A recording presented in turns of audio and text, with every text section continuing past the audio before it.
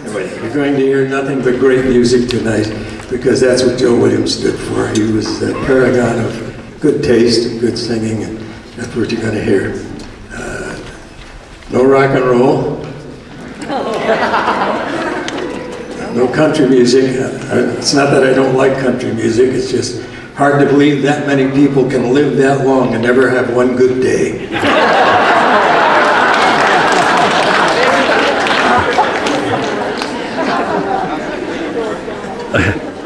Anyway, this is a wonderful orchestra, and it will be conducted by two different conductors tonight, because we couldn't afford to have one guy for the whole night.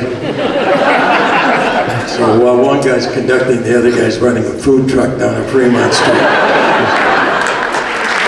I know what you're thinking when some of you come in, you see some empty seats here, and you think, boy, it's not a full house, I wonder if we're going to see a good show. Let me tell you something. We love doing this. This is what we do for a living, and each and every time we come out here, you know, we reach deep inside to the very soul of show business and the music business, and we give to that audience the best show from the bottom of our heart, and that's the truth, so help me God.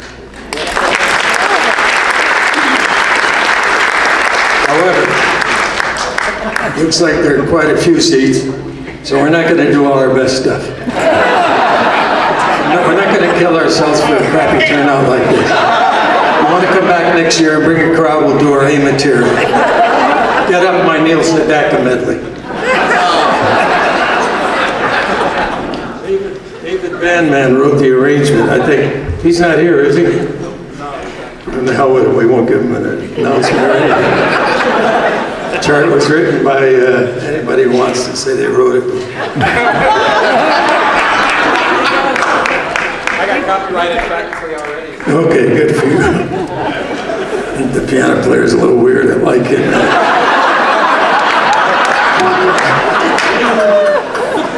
He's going to write my next chart. Yeah, he was really excellent. We have another young lady coming out here now. Well, our first young lady for tonight. Beautiful lady, and she's appearing tomorrow night at the Red Rock. Is that the right hotel? Yes. Out in Red Rock. It's about $30 gas ride. You know, when I first moved to town here, it was January the 1st, 1960. There was nothing, Decatur was the farthest west street. There was nothing, it was all dirt roads. Sahara was a dirt road. Charleston was paved because it went out to Red Rock Canyon, but only 2 people a year went out there. I mean, Summerlin didn't exist. The only time you went to Summerlin is when your refrigerator went out. You put it on a pickup truck and drive out there. You go out there, there'd be 50, 60 refrigerators out there. They'd be out there for years until some rednecks from Oklahoma would get drunk, go out and shoot them.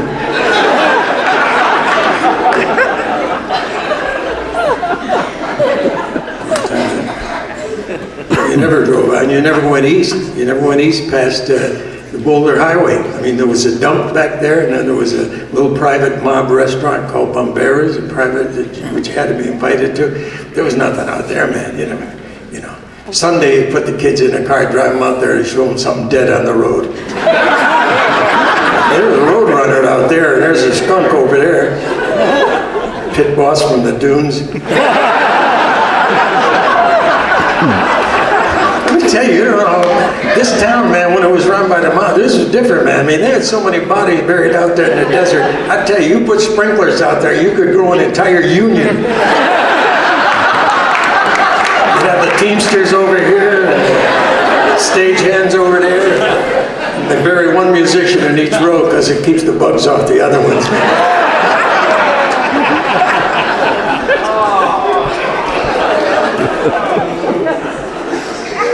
Start going, I got some worse crap than this. Hey man, I'll do the dog joke. And the next young lady, she's been at many of these concerts. I'm talking about JoBelle Youngley. She's a Chicago girl. Any folks here from Chicago? Good to have you. Do you live here now, or are you just on vacation, or just here to kill somebody? That's my Love Chicago. Love Chicago, great city, something about it, I don't know what it is, there's something about that city. I just love it. Gotta feel, if you're blindfolded in Chicago, you'd know where you were, something about it. A couple cities like that. Pahrump. Just kidding. Is there anybody here from Pahrump? Now, don't be ashamed to say sometimes people say. Is there anybody here from the Midwest? Somebody here from Indiana? Iowa? Sioux City. Hey, Nebraska, good to have you here. Good. Go Big Red. See, people, they like, don't tell a comedian you're from Nebraska, make some kind of a derogatory joke. I wouldn't do that, sir. Been to Nebraska many times, and I'm proud to have you in my audience. I mean that very much. Here's a piano.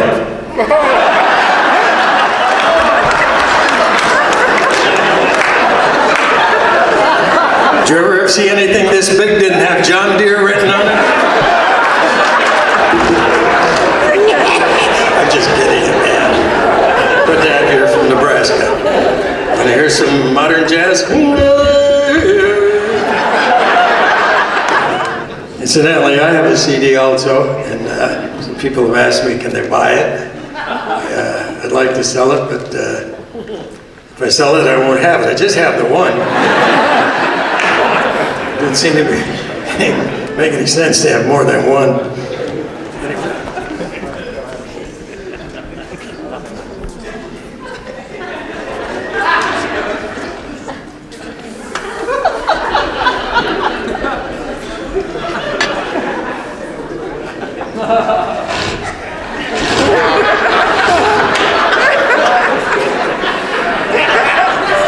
Sure, you'll laugh, but Lake Me just went down another foot.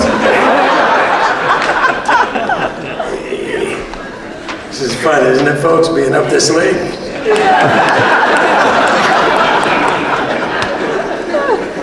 I'm so impressed with this band. I mean, I've been lucky in my life. I've had the chance to work with so many great bands.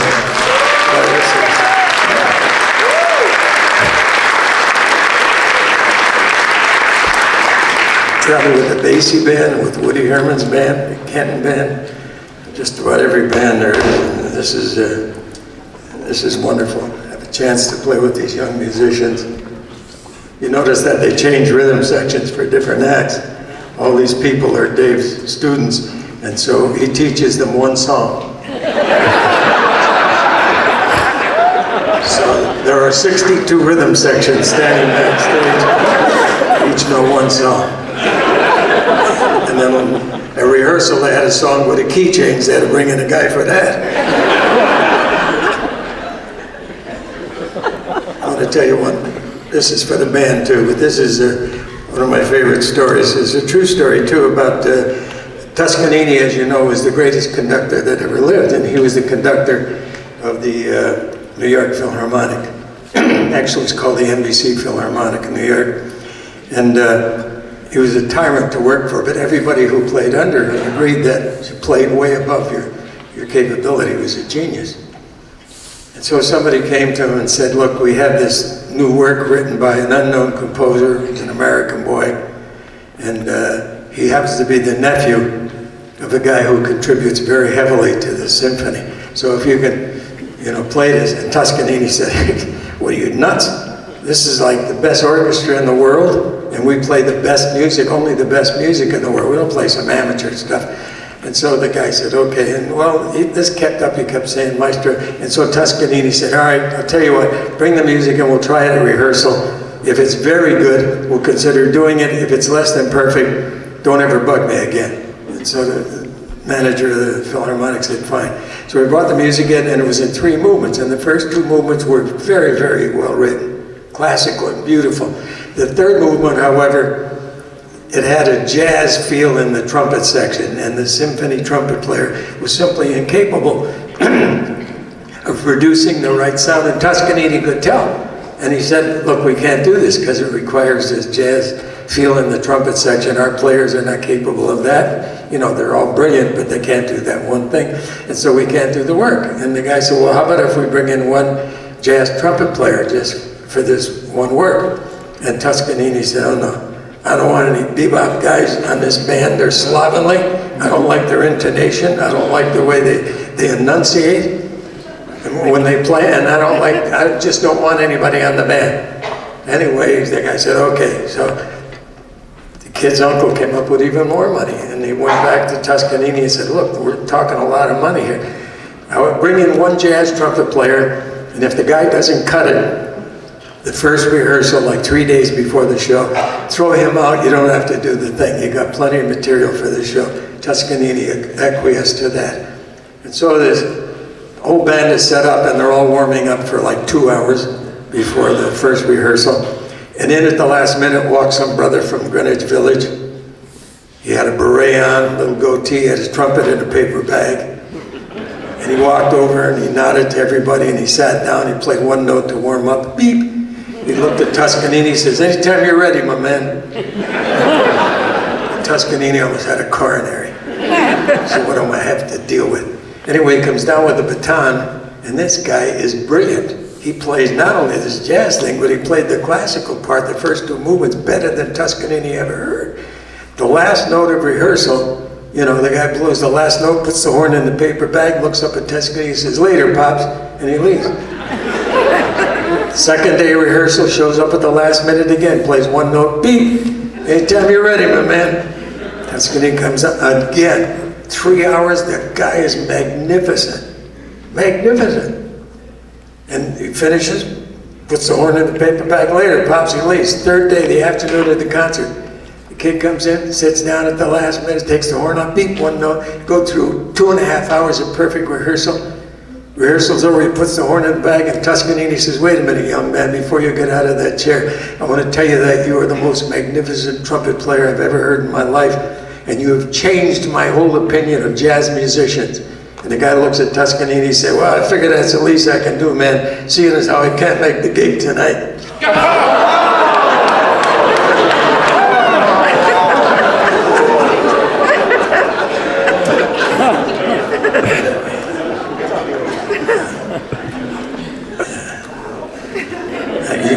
The trumpet players now are thinking of 3 or 4 different guys that would do that. I have a couple in my mind too. Okay, we're going to get on with the show. We've got some more show for you, and I know you people have places to go tonight, all except you geezers, you old folks. That includes me. We're not going anywhere. We're just going to go out and try and drive in the dark again.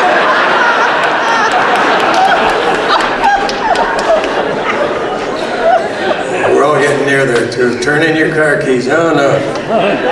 Well, he said to her husband, you shouldn't be driving anymore. He said, the car isn't just transportation, it represents a sense of independence. I'm taking the car. And then she said to him the worst thing she could say. Well, at least if you're taking the car, take the cell phone the children got you for Christmas. He hated that thing. Just in case you get into trouble, you can call. He was mad. He grabbed the stupid cell phone, grabbed the car keys, took off, laid some rubber in the driveway. He's gone about 3 hours. The phone rings. It's him. He said, I told you nothing could go wrong. I'm on the freeway. I'm only about 5 minutes from the house. I'll see you there and get dinner ready. She says, all right, I will. Thank God, but be careful. I heard on the news there's some idiot driving the wrong way on the freeway. He said, there are thousands of them.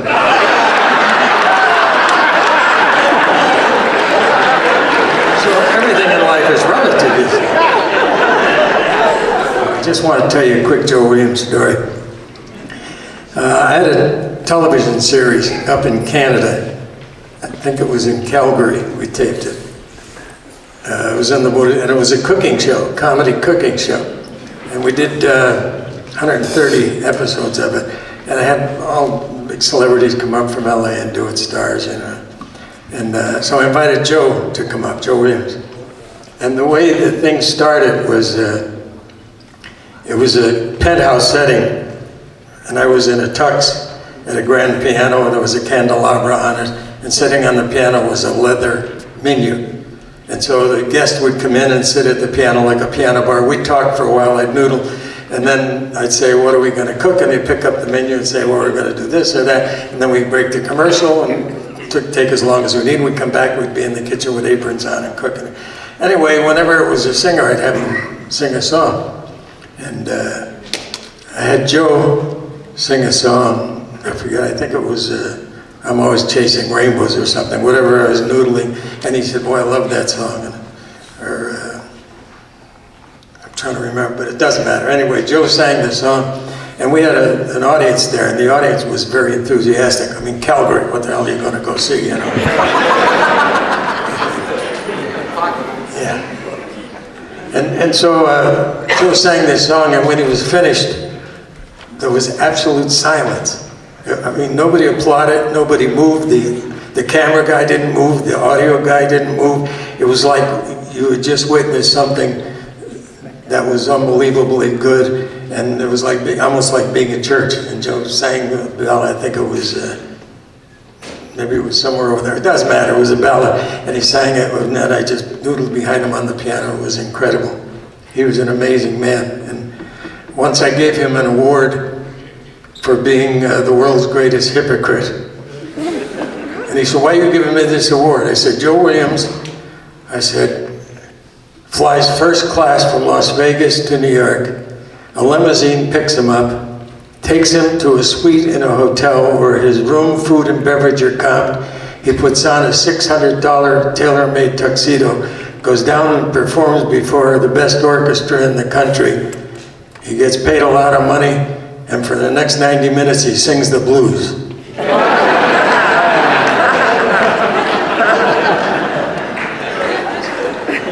Anyway, he was a special man, and I'm glad that his, legend lives on and on and on.